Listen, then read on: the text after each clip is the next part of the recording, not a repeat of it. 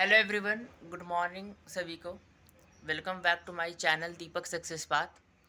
Today is very important day because आज हम revision day 8 का टारगेट बनाए हैं। तो आज उसको कंप्लीट करना है। पहले सरस्वती माँ का आशीर्वाद ले लो, क्योंकि इन्हीं के बदौलत जो है सब चीज़ करना है और इन्हीं की बदौलत सिलेक्शन लेना है। ठीक है, तो सबसे पहला जो है आज हम रिवीजन डे 8 करेंगे और रिवीजन डे 8 में सबसे मोस्ट इम्पॉर्टेंट जो है मैं बताने वाला हूँ करेंट अफेयर के बारे में, कि करेंट अफेयर कहाँ से करना है, मैं कहाँ से कर रहा हूँ। तो अगर आप लोग नए हैं तो प्लीज़ यार एक वीडियो को लाइक एंड सब्सक्राइब कर देना, ताकि मुझे ऐसा ऐसा वीडियो बनाने का सपोर्ट मिले। ठीक है, तो चलिए हम लेट स्टार्ट करते हैं। तो आप लोग कंप्लीट वॉच करना, ठीक है।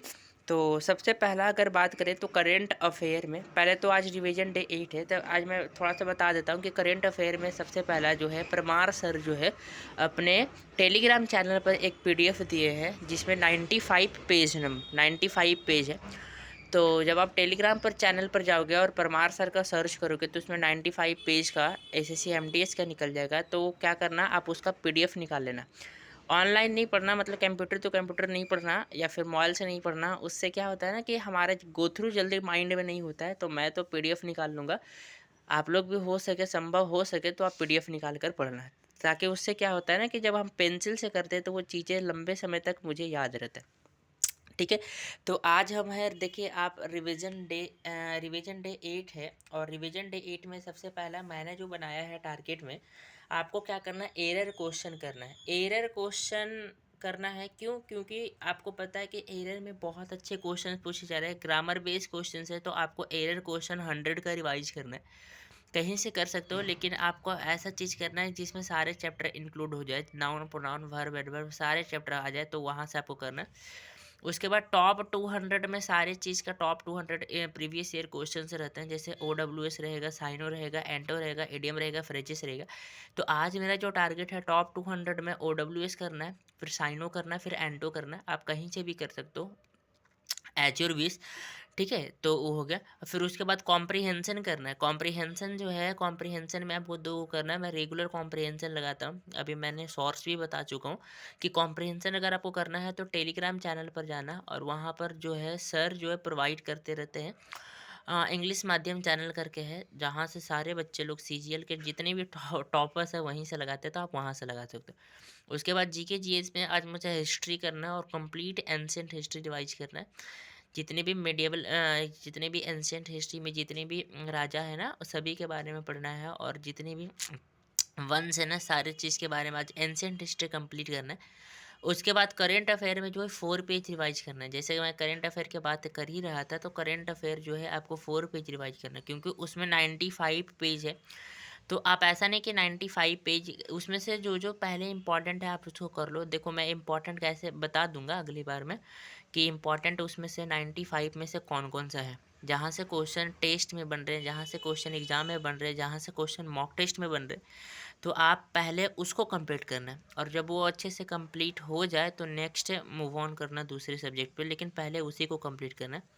उसके बाद मॉक टेस्ट लगाना, फुल लेंथ मॉक लगा सकते हो, या तो परमार सर के ऐप पे लगा सकते हो, या फिर RW के चैनल पर लगा सकते हो, या फिर टेक्स्ट बुक पे लगा सकते हो। आप कहीं से लगाओ, लगभग सेम ही रहता है। और उसके बाद रीजनिंग में मॉक लगाओ। रीजनिंग में इस कारण से बोल रहा हूँ क्योंकि रीजनिंग को भी हल्के में नहीं लेना है, कोई ना कोई एक सब्जेक्ट तो पास आउट रखना है, ताकि फर्स्ट ईयर पास हो जाए। तो रीजनिंग में ए भी एक जो है मॉक लगाना है, ठीक है। और फिर उसके बाद जीके जीएस में जो है स्टैटिक पोर्शंस रिवाइज करना है। स्टैटिक पोर्शंस मीन्स जो है ना, इसमें बहुत सारे स्टैटिक पोर्शन आ जाते हैं, जैसे सेंसस करना है। उसके बाद है क्लासिकल डांस करना है। जैसे जो जो मैं बताता हूँ आप लिखते जाओ। सेंसस करना है, क्लासिकल डांस करना है, फोक डांस करना है। उसके बाद जो है ये स्पोर्ट्स करना है। स्पोर्ट्स में ओलंपिक्स वाले क्वेश्चंस आते हैं, पैरा ओलंपिक्स वाले क्वेश्चन आते हैं, कॉमनवेल्थ वाले क्वेश्चंस आते हैं। और उसके बाद है क्रिकेट से क्वेश्चंस आते हैं, फुटबॉल से क्वेश्चंस आते हैं, हॉकी से क्वेश्चन आते हैं। तो इस प्रकार वर्ल्ड कप जितने हुए हैं उसमें से क्वेश्चंस आते हैं, आईपीएल से क्वेश्चंस आते हैं। तो इस प्रकार जितनी भी है ना, तो आप वहाँ से कर सकते हो, ठीक है। और और इतना तो आज ये रिवीजन डे 8 था, तो बस आपको इतना कंप्लीट करना है। अब मुझे तो ये पता नहीं है, लेकिन आप लोग जिस प्रकार कमेंट करते हो, एक कमेंट कर रही थी कि भैया जो है मैंने सारा पढ़ लिया है, रिवाइज भी कर लिया, फिर भी मॉक में मार्क नहीं, मॉक टेस्ट में मार्क्स नहीं आ रहा है।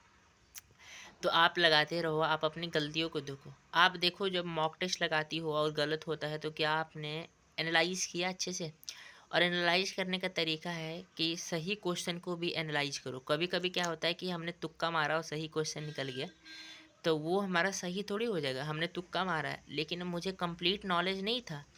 तो ऐसा एनालाइज करो कि आगे चल के अगर उस स्टेज में से कोई भी क्वेश्चंस आ जाए, उस टॉपिक में से कोई भी क्वेश्चंस आ जाए तो वो गलत ना हो।